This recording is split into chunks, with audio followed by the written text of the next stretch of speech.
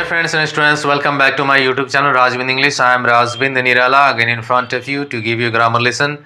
And today the lesson is what is linguistics?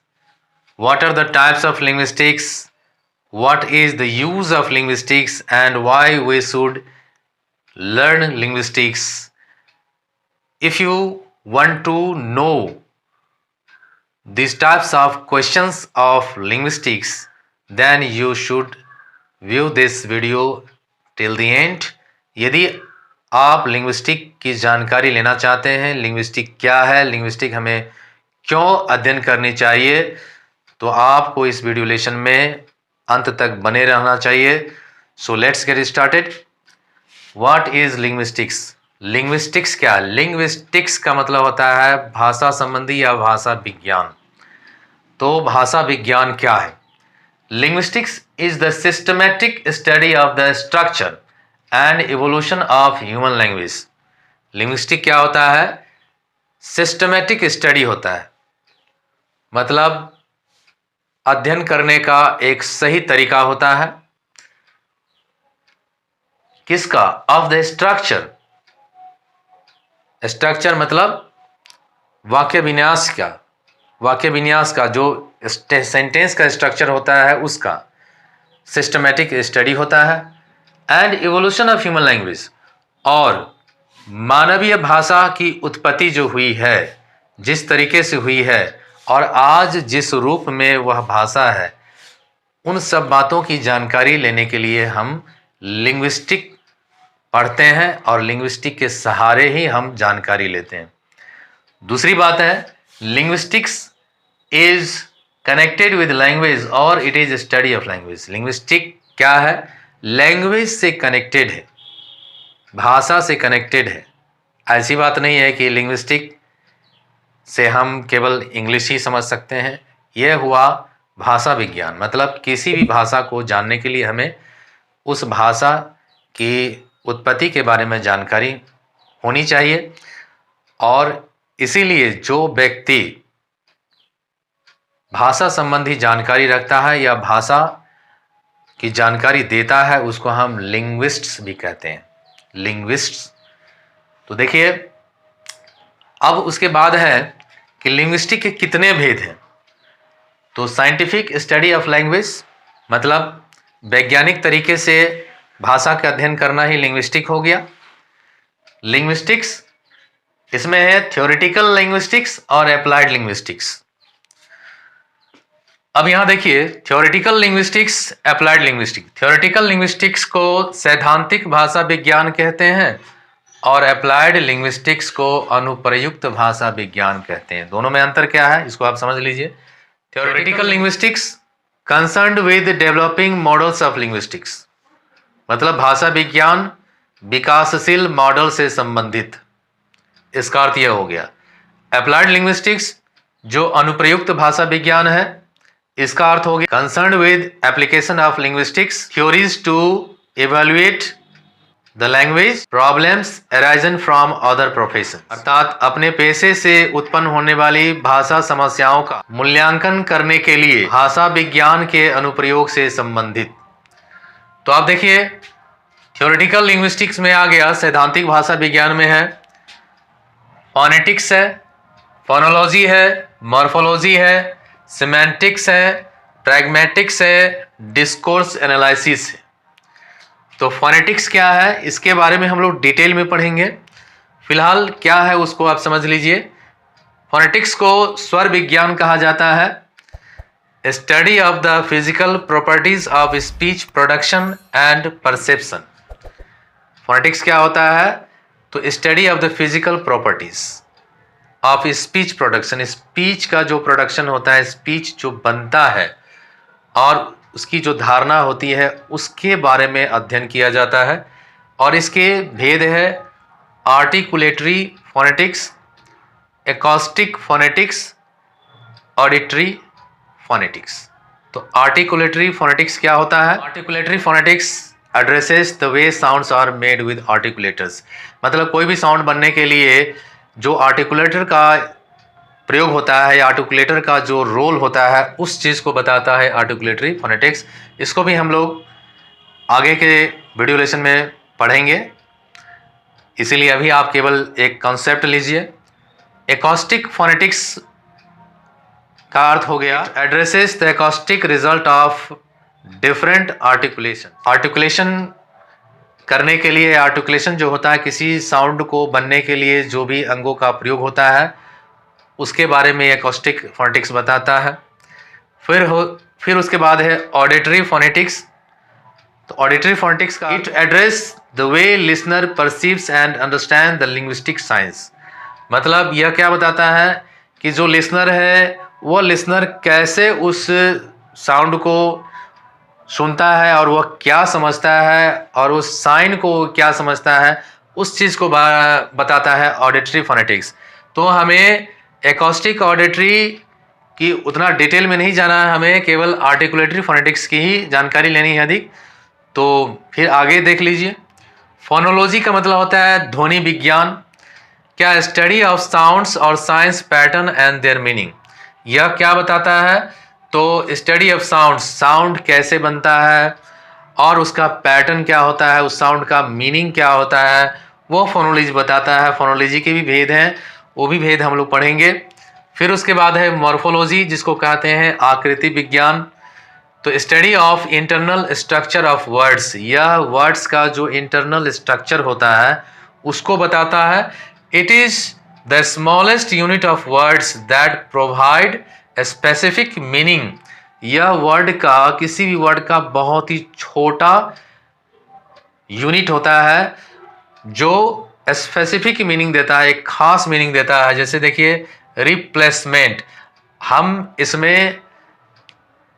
इसको morphology के रूप में अगर हम देखेंगे तो क्या हो जाएगा, रिप्लेसमेंट। इसमें 3 सिलेबल है, रिप्लेसमेंट। तो प्लेस क्या है, प्लेस हो गया नाउन है, उसके पहले री लगा है जो प्रीफिक्स है, और एमेंट लगा है जो सफिक्स है। मतलब प्रीफिक्स, इसको हम ऐसे समझेंगे, प्रीफिक्स, नाउन और मेंट, यह क्या हो गया, सफिक्स। 3 चीज मिलकर के क्या हुआ, एक वर्ड बना है रिप्लेसमेंट। इसी तरह से देखिए अनहैप्पीनेस, तो अन हुआ, हैप्पी अननेस, चूंकि वाई आई में बदल गया है। इसमें भी है, अन हो गया प्रीफिक्स, हैप्पी जो एडजेक्टिव है, और नेस हो गया सफिक्स। तो इस तरह से मॉर्फोलॉजी में क्या होता है, study of internal structure of words. हम वर्ड्स के इंटरनल स्ट्रक्चर को पढ़ेंगे, जब हम डिटेल में पढ़ेंगे तो इसकी जानकारी लेंगे। उसके बाद देखिए सिमेंटिक्स, जिसको कहते हैं अर्थ विज्ञान।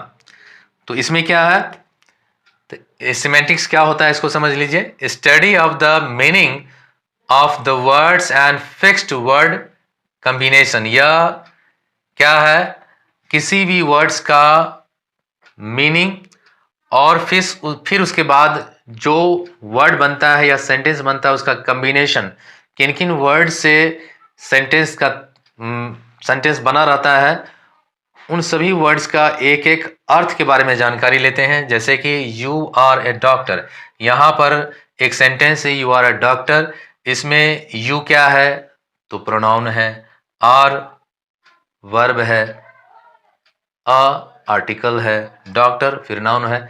तो सबका क्या हो, एक एक वर्ड का इसमें अलग अलग हम जानकारी ले लेते हैं। तो क्या होता है, सेमेंटिक्स होता है। इसीलिए क्या कहा गया है, study of the meaning of the words and fixed word combination. फिर उसके बाद देखिए प्रैग्मेटिक्स, जिसको कहते हैं उपयोगितावाद। प्रैग्मेटिक्स का, इसका क्या हो गया, study of contextual meanings of word. यह बताता है कि कैसे ह्यूमन लैंग्वेज जो है सोशल इंटरेक्शन में यूज होता है। मतलब कोई सेंटेंस है और किसी सेंटेंस को हम सुनते हैं तो उस सेंटेंस को हम किस अर्थ में लेते हैं। मैं जी किसी सेंटेंस को सुनूंगा, वो मैं किस तरह से लूंगा, दूसरे व्यक्ति कोई सुनेगा तो वो कैसा उस बात को समझेगा, वो चीज़ बताता है प्रैग्मेटिक्स। फिर उसके बाद देखिए डिस्कोर्स एनालिसिस। तो डिस्कोर्स एनालिसिस में क्या होता है, यह analysis of language use in text या टेक्स्ट में यूज होता है, जैसे स्पोकन में है, रिटन में है और साइन में।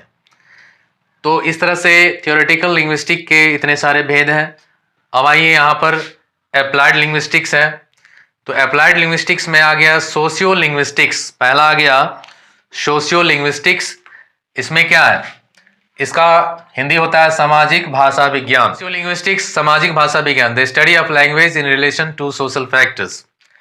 मतलब किसी भी रीजनल, कोई खास रीजन में, कोई खास जगह में जो भाषा बोली जाती है, जिन भाषाओं का प्रयोग एक दूसरे के साथ बातचीत करने के लिए किया जाता है, और भाषा का ये क्या क्या कारक है, वो भाषा कहाँ से आई है, या एक भाषा के साथ दूसरी भाषा का लोग जो प्रयोग करते हैं, उन सब चीज़ों के बारे में अगर हम जानकारी लेते हैं तो उसको हम क्या कहेंगे, सोशल लिंग्विस्टिक्स कहेंगे। The study of language in relation to social factors including differences of regional classes and occupational dialect, gender differences and bilingualism। यह सोशोलिंग्विस्टिक्स है। उसके बाद है साइकोलिंग्विस्टिक्स, मतलब मनोभाषा विज्ञान। साइकोलिंग्विस्टिक्स का मतलब हुआ मनोभाषा विज्ञान। तो इसका हो गया the study of relationship between linguistic behaviour and psychological process.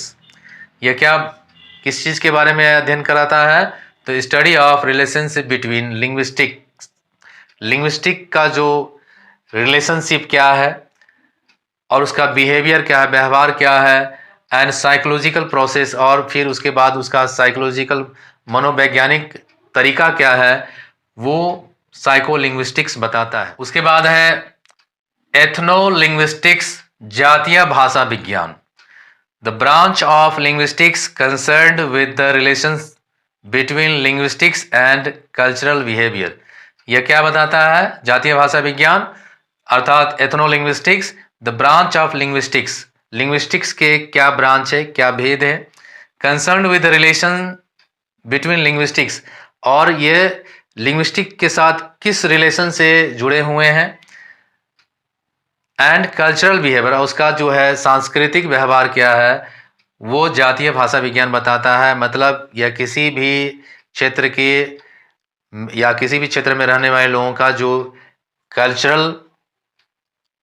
Culture है या कल्चरल एक्टिविटी है, वो किस तरह का है, उसके बारे में यह एथनोलिंग्विस्टिक्स बताता है। फिर जियोलिंग्विस्टिक्स, भूभाषा विज्ञान, मतलब हुआ study of the geographical distribution of languages and linguistics features. यह क्या बताता है, ज्योग्राफिकल डिस्ट्रीब्यूशंस, मतलब ज्योग्राफिकल डिस्ट्रीब्यूशन का यह अध्ययन बताता है या अध्ययन कराता है।